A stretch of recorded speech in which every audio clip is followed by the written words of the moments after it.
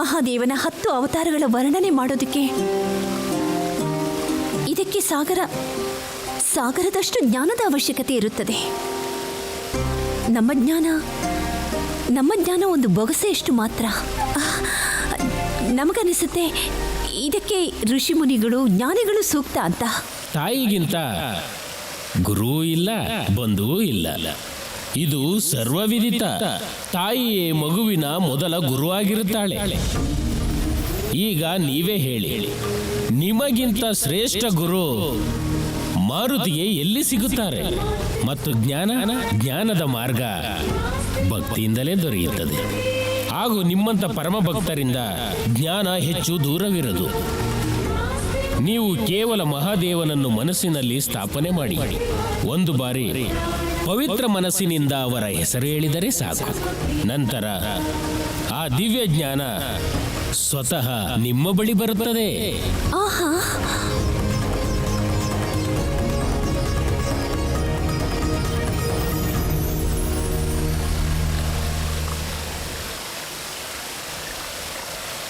ಹರ ಹರ ಮಹಾದೇವ. ಹೇ ಪರಮ ಪಾವನ ರುದ್ರ ಅವತಾರ ಗಣಗಳೇ, ಕೃಪೆ ಮಾಡಿ ನಿಮ್ಮ ದಿವ್ಯ ಕಥೆಗಳ ಜ್ಞಾನವನ್ನು ನಮಗೆ ಧಾರೆ ಎರೆಯಿರಿ. ಇದರಿಂದ ನಮ್ಮ ಮಾರುತಿಯನ್ನು ಭವಿಷ್ಯಕ್ಕಾಗಿ ಸಿದ್ಧ ಮಾಡಬಹುದಾಗಿದೆ. ಓಂ ನಮಃ ಶಿವಾಯ. ಓಂ ನಮಃ ಶಿವಾಯ. ಓಂ ನಮಃ ಶಿವಾಯ. ಓಂ ನಮಃ ಶಿವಾಯ. ಓಂ ನಮಃ ಶಿವಾಯ.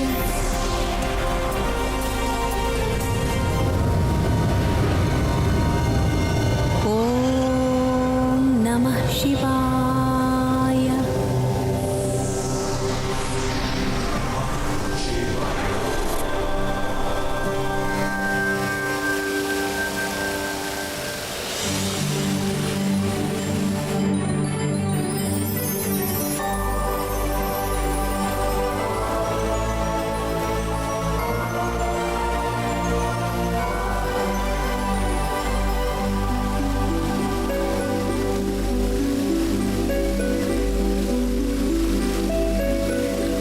ನಮಗೆ ಏನನ್ನಿಸ್ತಾ ಇದೆ ಗೊತ್ತಾ? ನಮ್ಮ ಅಂತರಂಗ ಮನಸ್ಸು ಶಾಂತವಾಗ್ತಾ ಇದೆ ಅಂತ. ಮನಸ್ಸಿನಲ್ಲಿ ಪ್ರಶ್ನೆಗಳೇ ಇಲ್ಲ. ಇದೇ ಜ್ಞಾನದ ಶಕ್ತಿ ದೇವಿ. ಯಾವಾಗ ಪ್ರಶ್ನೆಗಳು ಇರುವುದಿಲ್ಲವೋ ಮನಸ್ಸಿಗೆ ಶಾಂತಿ ಸಿಗುತ್ತದೆ. ಇದೆಲ್ಲವೂ ಮಹಾದೇವನ ಕೃಪೆ. ಹರ ಹರ ಮಹಾದೇವ. ಹರ ಹರ ಮಹಾದೇವ. ದೇವಿ ಅಂಜನಿ, ನೀವೀಗ ಈ ದಿವ್ಯ ಕಾರ್ಯಕ್ಕೆ ಸಿದ್ಧರಾಗಿದ್ದೀರಿ.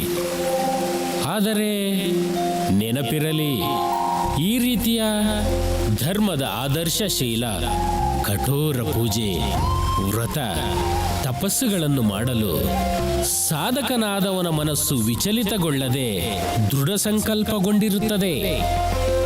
ಅದೇ ಪ್ರಕಾರ ಈ ದಿವ್ಯ ಕಥೆಯನ್ನು ಹೇಳುವಂಥವರಿಗೂ ಮತ್ತು ಕೇಳುವಂಥವರಿಗೂ ಕೆಲವು ಕಠಿಣ ನಿಯಮಗಳಿವೆ. ನೀವು ಸೂರ್ಯೋದಯದ ಪ್ರಥಮ ಕಿರಣದಿಂದಲೇ ಈ ದಿವ್ಯ ಕಥೆಯನ್ನು ಆರಂಭಿಸಬೇಕು. ನಂತರ ಸೂರ್ಯಾಸ್ತದ ಕೊನೆಯ ಕಿರಣದೊಂದಿಗೆ ಸಮಾಪ್ತಿ ಮಾಡಬೇಕು. ಈ ಅವಧಿಯಲ್ಲಿ ನೀವು ಮತ್ತು ಮಾರುತಿ ಉಪವಾಸದಲ್ಲಿರಬೇಕು. ಅಂಜನಿ ದೇವಿ, ಇನ್ನೊಂದು ವಿಶೇಷ ಕಾರ್ಯ ಮಾಡಬೇಕು ನೀವು.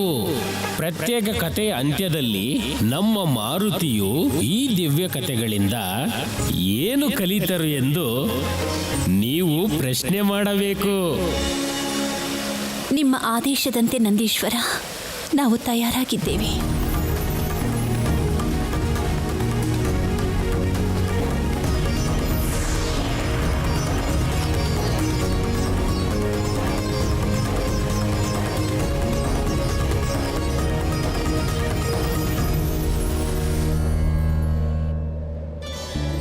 ಲೀಲೆಯಂತೂ ಸದಾ ರಹಸ್ಯಮಯವಾಗಿರುತ್ತದೆ. ನಿಮ್ಮ ರುದ್ರ ಅವತಾರದ ಕಥೆಯನ್ನು ಕೇಳಿ ಮುದ್ದು ಮಾರುತಿಯಲ್ಲಿ ದಿವ್ಯ ಸಂಚಾರ ಅವಶ್ಯವಾಗಿ ಆಗುತ್ತದೆ. ಆದರೆ ಈಗ ಈ ಸಮಯದಲ್ಲಿ ಈ ಲೀಲೆಯನ್ನು ರಚಿಸಲು ಕಾರಣ ಏನು ಪ್ರಭು? ತನ್ನ ಇಚ್ಛೆಯಂತೆ ದೃಢ ಸಂಕಲ್ಪದಿಂದ ಮತ್ತು ಕಠೋರ ತಪಸ್ಸಿನಿಂದ ರಾವಣ ಅಸಾಧಾರಣ ಶಕ್ತಿಗಳನ್ನು ಪ್ರಾಪ್ತಿ ಮಾಡಿಕೊಂಡಿದ್ದಾನೆ. ಆತ ಮಾಡುತ್ತಿರುವ ಅಸಂಖ್ಯ ಪಾಪದ ಕಾರಣ ಭೂಮಿಯಲ್ಲಿ ಧರ್ಮದ ಆಧಾರ ಸ್ತಂಭ ನಡುಗುತ್ತಿದೆ. ಈಗ ಸಮಯ ಹತ್ತಿರದಲ್ಲಿದೆ. ಶ್ರೀರಾಮನ ಅವತಾರದಿಂದಾಗಿ ಸೃಷ್ಟಿಗೆ ಪರಮ ಪಾಪಿ ರಾವಣನಿಂದ ಮುಕ್ತಿ ಸಿಗುತ್ತದೆ. ಸೃಷ್ಟಿಯಲ್ಲಿ ಧರ್ಮ ಮತ್ತು ಕರ್ಮದ ಆದರ್ಶ ಪ್ರಸ್ತುತಪಡಿಸಲು ಪ್ರಭು ಶ್ರೀರಾಮನ ಅವತಾರ ಮರ್ಯಾದ ಪುರುಷೋತ್ತಮನ ರೂಪದಲ್ಲಿ ಆಗುತ್ತದೆ. ಇದರಲ್ಲಿಯೂ ಸಹ ಅವರಿಗೆ ಕೆಲವು ಮಿತಿಗಳಿರುತ್ತವೆ. ಅದಕ್ಕಾಗಿ ನಾವು ಮಾರುತಿಯನ್ನು ಎಲ್ಲಾ ಪ್ರಕಾರದಲ್ಲೂ ಸದೃಢ ಮತ್ತು ಶಕ್ತಿಶಾಲಿಯನ್ನಾಗಿ ಮಾಡಬೇಕು. ಏಕೆಂದರೆ ಅವರು ಸದಾಕಾಲದಲ್ಲೂ ರಾಮಭಕ್ತರನ್ನು ರಕ್ಷಿಸಬೇಕು. ಈಗ ಮಾರುತಿ ತಮ್ಮ ಪರಮ ದಿವ್ಯ ಕಲ್ಯಾಣಕಾರಿ 11ನೇ ಮುಖದ ಸಿದ್ಧರೂಪವನ್ನು ಪ್ರಾಪ್ತಿ ಮಾಡಿಕೊಳ್ಳುವ ಸಮಯ ಬಂದಾಗಿದೆ.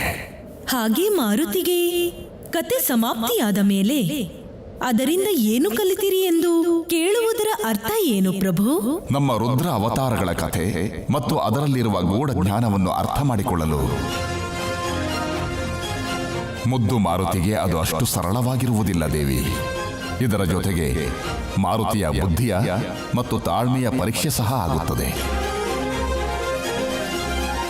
ಇದರ ಒಳ ಮರ್ಮವನ್ನು ಅವರು ಅರ್ಥ ಮಾಡಿಕೊಂಡರೆ ಇದರಿಂದ ಅವರು ತಮ್ಮ ದಿವ್ಯ ಕಾರ್ಯದ ಮಾರ್ಗದಲ್ಲಿ ಇನ್ನೊಂದು ಹೆಜ್ಜೆ ಮುಂದೆ ಹೋಗುತ್ತಾರೆ. ಅದು ಪ್ರಭು ಶ್ರೀರಾಮನ ಹತ್ತಿರ.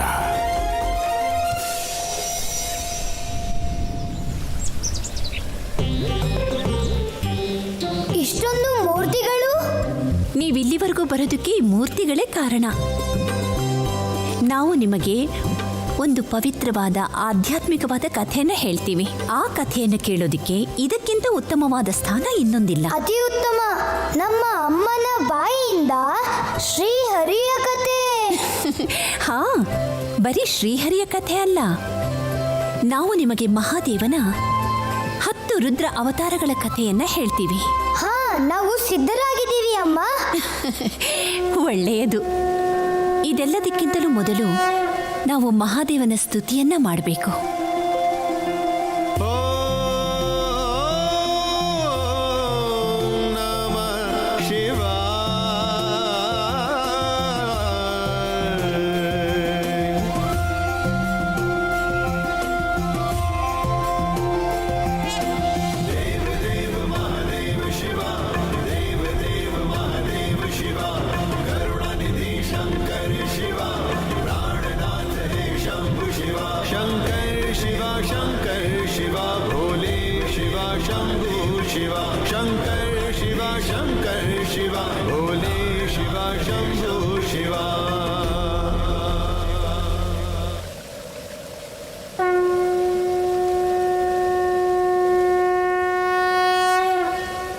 ಈಗ ಕಥೆನ ಶುರು ಮಾಡೋಣ. ಮಾರುತಿ, ಈಗ ನಾವು ರುದ್ರ ಅವತಾರದ ಪ್ರಥಮ ಕಥೆಯನ್ನು ಆರಂಭಿಸಲಿದ್ದೇವೆ. ಅದ್ಯಾವುದು ಅಂದ್ರೆ ನಂದಿ ಅವತಾರ.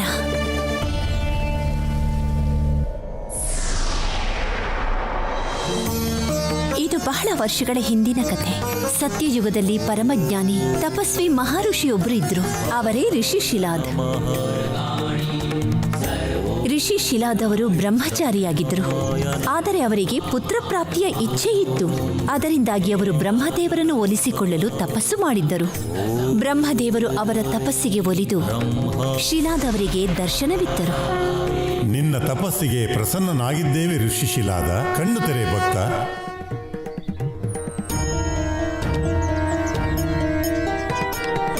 ಪ್ರಣಾಮಗಳು ಪ್ರಭು.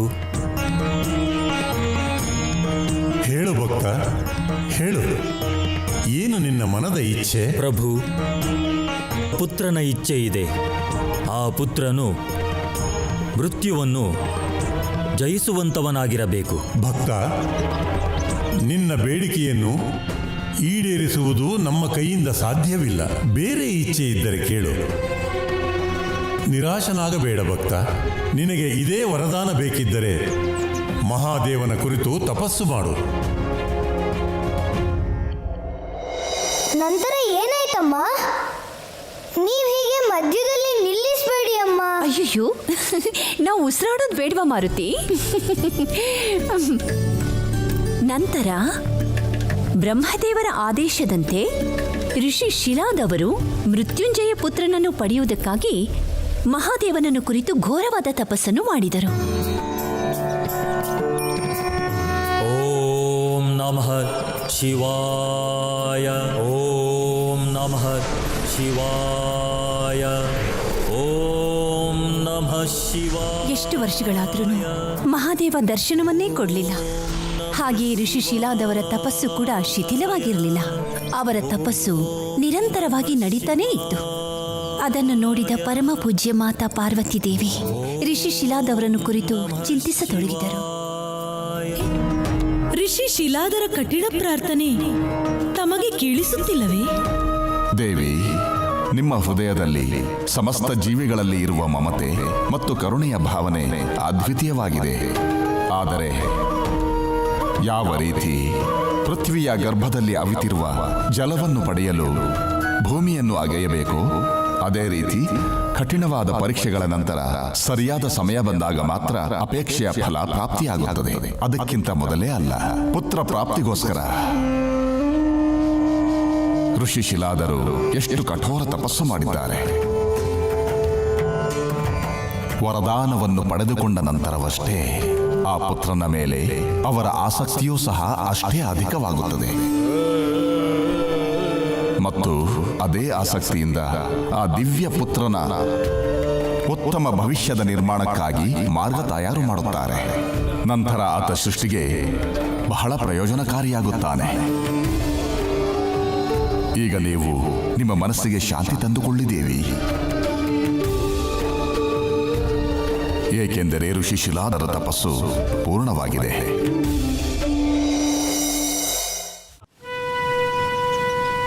ಓಂ ನಮಃ ಶಿವಾಯ. ಕೊನೆಗೂ ಋಷಿ ಶಿಲಾದವರು ಮಾಡುತ್ತಿದ್ದ ಘನ ಘೋರವಾದ ತಪಸ್ಸು ಮಹಾದೇವನನ್ನು ತಲುಪಿತು.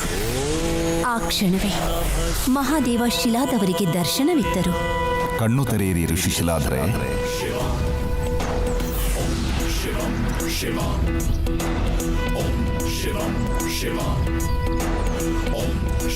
ಮಹಾದೇವನ ದರ್ಶನ ಪಡೆದ ಋಷಿ ಶಿಲಾದರವರು ಅತ್ಯಂತ ಭಾವುಕರಾಗಿ ಬಿಟ್ರು.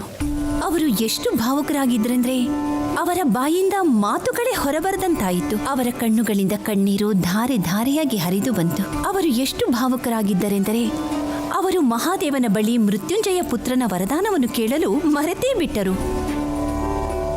ಹಾಗೆಯೇ ಮಹಾದೇವನನ್ನು ಬೇರೆ ಇನ್ನೇನೋ ಕೇಳಿದರು. ಹೇ ಮಹಾದೇವ, ನನಗೆ ವರದಾನವಾಗಿ ನಿಮ್ಮಂತ ಪುತ್ರ ಬೇಕು. ಮಹಾದೇವನ ಆದೇಶದ ಅನುಸಾರ ಋಷಿ ಶಿಲಾದವರು ಸಂಪೂರ್ಣ ವಿಧಿಯಿಂದ ಹಾಗೆಯೇ ಪವಿತ್ರವಾದ ಭಾವನೆಯಿಂದ ಯಜ್ಞವನ್ನು ಸಂಪೂರ್ಣಗೊಳಿಸಿದರು. ಓಂ ನಮಃ ಶಿವಾಯ. ಕಠೋರ ತಪಸ್ಸು ಹಾಗೂ ಅನುಪಮ ಭಕ್ತಿಯ ಪ್ರದರ್ಶನದಿಂದ ಯಾವ ಕ್ಷಣಕ್ಕಾಗಿ ಋಷಿ ಶಿಲಾದರವರು ಕಾಯುತ್ತಿದ್ದರು, ಕೊನೆಗೂ ಆ ಕ್ಷಣ ಬಂದೇ ಬಿಟ್ಟಿತು.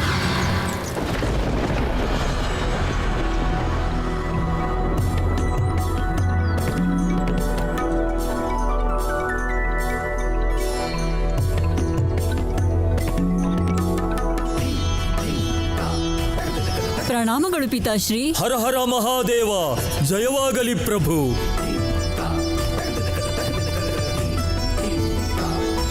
ಪಿತಾಶ್ರೀ, ನಿಮಗೆ ನಮ್ಮ ಕೋಟಿ ಕೋಟಿ ಪ್ರಣಾಮಗಳು ಪಿತಾಶ್ರೀ. ಪುತ್ರ,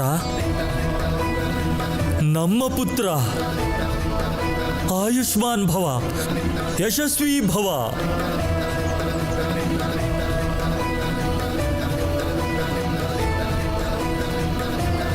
ಅಮ್ಮ, ಈ ಕಥೆಯಂತೂ ಬಹಳ ರೋಚಕ ಮತ್ತು ಭಾವಪೂರ್ಣವಾಗಿದೆ. ಆಮೇಲೇನಾಯ್ತು?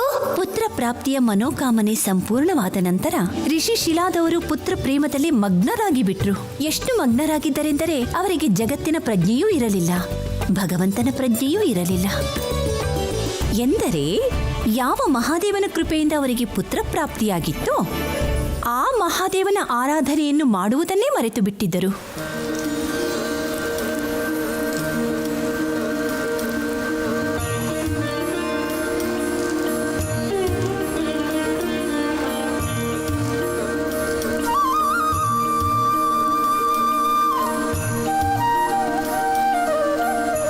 ಆದ್ರೆ ಹಾಗ್ಯಾಕ್ ಮಾಡಿದ್ರಮ್ಮ? ಸುಖದ ವಸ್ತು ಹೇಗಿರುತ್ತೆ ಅಂದ್ರೆ ಅದು ಎಷ್ಟು ಇಚ್ಛೆಯನ್ನು ಪೂರೈಸುತ್ತೋ ಅಷ್ಟೇ ಭ್ರಮೆಯನ್ನು ಕೂಡ ಕೊಡುತ್ತೆ. ಸುಖ ಅದು ಹೇಗೆ ಅಮ್ಮ? ಸುಖ ಪ್ರಾಪ್ತಿಯಾದ ನಂತರ ಜಗತ್ತಿನ ಎಲ್ಲ ವಸ್ತುಗಳು ತನಗೆ ದೊರಕಿಯೇ ಬಿಟ್ಟಿತು ಎನ್ನುವ ಭ್ರಮೆಯಲ್ಲಿ ಉಳಿದು ಬಿಡುತ್ತಾನೆ. ಋಷಿ ಶಿಲಾದವರಿಗೂ ಹಾಗೆಯೇ ಆಯಿತು. ಅವರು ಕೂಡ ಭ್ರಮೆಗೆ ಒಳಗಾಗಿ ಬಿಟ್ಟರು. ತಂದೆಯಾಗುವ ಸುಖವನ್ನು ಪ್ರಾಪ್ತಿ ಮಾಡಿಕೊಂಡು ಅವರು ಧರ್ಮವನ್ನು, ಕರ್ಮವನ್ನು ಎಲ್ಲವನ್ನೂ ಮರೆತೇ ಬಿಟ್ಟರು. ಆದರೆ ಅದು ಸರಿ ಅಲ್ಲ ಅಲ್ವಾ ಅಮ್ಮ?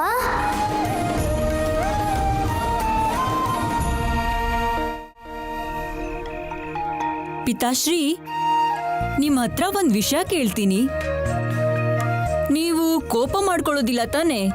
ಸಾಧನೆ ಮತ್ತು ತಪಸ್ಸಿನಿಂದ ಪಡೆದ ಪುತ್ರನ ಮೇಲೆ ಕೋಪ ಇರುವುದಿಲ್ಲ, ಪ್ರೀತಿ ಇರುತ್ತದೆ ಪುತ್ರ. ನಿನಗೆ ಏನು ಕೇಳಬೇಕೋ ನಿಸ್ಸಂಕೋಚದಿಂದ ಕೇಳು. ಪಿತಾಶ್ರೀ, ನನ್ನ ಪ್ರಶ್ನೆಯು ನಿಮ್ಮ ಸಾಧನೆಯ ವಿಷಯವಾಗಿದೆ. ನೀವು ಎಷ್ಟು ದೊಡ್ಡ ಮಹಾನ್ ಸಾಧಕರು. ಪ್ರಕೃತಿ ಸಹ ತನ್ನ ನಿಯಮದ ವಿರುದ್ಧ ಹೋಗಿ ನಿಮಗೆ ಸಂತಾನ ಪ್ರಾಪ್ತಿಯ ಸುಖ ನೀಡಬೇಕಾಯಿತು. ಆದರೆ ವರದಾನದ ಫಲ ಸಿಕ್ಕ ಮೇಲೂ ಕೂಡ ನೀವು ಸಾಧನೆ ಏಕೆ ನಿಲ್ಲಿಸಿದಿರಿ? ಏಕೆಂದರೆ ನೀನು ನಮಗೆ ಸಿಕ್ಕಾಯಿತು. ನಾವು ಮಹಾದೇವನಲ್ಲಿ ನಿಮಗೋಸ್ಕರ ತಪಸ್ಸು ಮಾಡಿದೆವು ಮತ್ತು ನೀವು ಸಿಕ್ಕಿರಿ. ಈಗ ನಮಗೆ ಯಾವ ಇಚ್ಛೆಯೂ ಇಲ್ಲ. ಹರ ಹರ ಮಹಾದೇವ, ಹರ ಹರ ಮಹಾದೇವ. ಮಹಾದೇವ? ನಮ್ಮ ಆರಾಧ್ಯ ಮಹಾದೇವ. ಪಿತಾಶ್ರೀ, ನಮ್ಮ ಆರಾಧ್ಯರ ಮಹಿಮೆಯ ಬಗ್ಗೆ ಮತ್ತಷ್ಟು ಹೇಳಿ ಪಿತಾಶ್ರೀ. ಪುತ್ರ, ಅವರ ಬಗ್ಗೆ ಸಂಪೂರ್ಣವಾಗಿ ಹೇಳಲು ಆರಂಭಿಸಿದರೆ ವರ್ಷಗಳೇ ಬೇಕಾಗುತ್ತದೆ. ಮಲಗುವ ಸಮಯ ಆಯಿತು, ಮಲಗು. ಅವರ ಬಗ್ಗೆ ಇನ್ನೊಂದು ದಿನ ಹೇಳುತ್ತೇವೆ.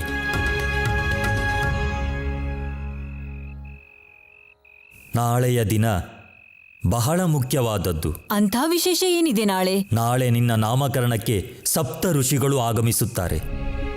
ಋಷಿ ಶಿಲಾದವರ ಬಾಯಿಂದ ಮಹಾದೇವನ ವರ್ಣನೆಯನ್ನು ಕೇಳಿ ಅವರ ಪುತ್ರ ಭಾವುಕರಾಗಿ ಬಿಟ್ಟರು. ಅವರ ಅಂತರಂಗ ಮಹಾದೇವನಲ್ಲಿಯೇ ಲೀನವಾಗಿ ಬಿಟ್ಟಿತ್ತು. ಮಹಾದೇವ,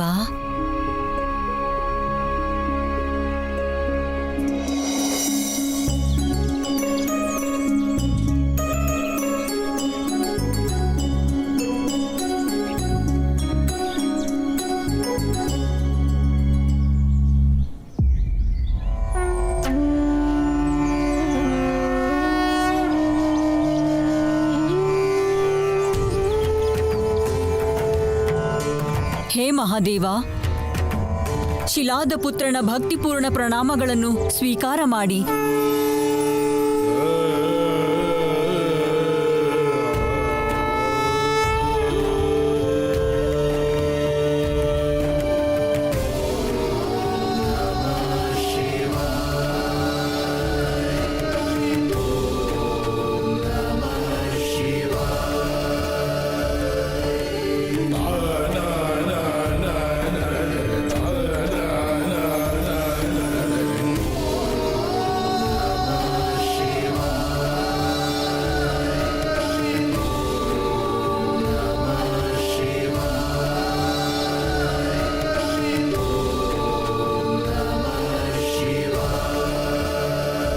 ಹೇ ಪ್ರಭು, ಇಂದು ನಮ್ಮ ಪಿತಾಶ್ರೀ ನಿಮ್ಮ ಬಗ್ಗೆ ನಮಗೆ ಪರಿಚಯ ಮಾಡಿಸಿದರು.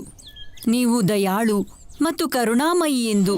ಅಷ್ಟೇ ಅಲ್ಲದೆ ಈ ಸಮಸ್ತ ಸೃಷ್ಟಿಯ ಎಲ್ಲರ ಸುಖದ ಬಗ್ಗೆ ಚಿಂತನೆ ಮಾಡುತ್ತೀರೆಂದು ಎಂದಿನಿಂದ ನಿಮ್ಮ ಮಹಿಮೆಯ ಬಗ್ಗೆ ತಿಳಿಯಿತೋ ಅಂದಿನಿಂದ ನಮ್ಮ ತನುಮನದಲ್ಲಿ ಕೇವಲ ನಿಮ್ಮದೇ ಧ್ಯಾನ ಪ್ರಭು. ಆದರೆ ಯಾಕೆ ಗೊತ್ತಿಲ್ಲ, ಪಿತಾಶ್ರೀ ನಿಮ್ಮ ಆರಾಧನೆಯನ್ನು ಯಾಕೆ ನಿಲ್ಲಿಸಿದರು ಎಂದು ನಾವು ಅವರಲ್ಲಿ ಆಗ್ರಹ ಮಾಡಿಕೊಳ್ಳಬೇಕೆಂದಿದ್ದೆವು. ಅವರು ನಿಮ್ಮ ಆರಾಧನೆಯನ್ನು ಮತ್ತೆ ಪ್ರಾರಂಭಿಸಲಿ ಎಂದು. ಆದರೆ ಈ ವಿಷಯದಲ್ಲಿ ವಾದ ಬೇಡವೆಂದು ನಾನೇ ಶಾಂತವಾಗಿ ಬಿಟ್ಟೆ. ಚಿಂತೆ ಇಲ್ಲ, ಅವರು ಮಾಡದಿದ್ದರೆ ಅವರ ಪುತ್ರ ಮಾಡುತ್ತಾನೆ ನಿಮ್ಮ ಪೂಜೆ. ಒಮ್ಮೆ ಮನಸ್ಸು ಯಾವುದರಲ್ಲಾದರೂ ಲೀನವಾಗಿ ಬಿಟ್ಟರೆ ಬೇರ್ಯಾವುದರಲ್ಲಿಯೂ ಮನಸ್ಸಿರುವುದಿಲ್ಲ. ಋಷಿ ಶಿಲಾದವರ ಪುತ್ರನಿಗೂ ಹಾಗೆಯೇ ಆಯಿತು. ಮಹಾದೇವನಲ್ಲಿ ಅವನ ಮನಸ್ಸು ಲೀನವಾಗಿ ಬಿಟ್ಟಿತ್ತು.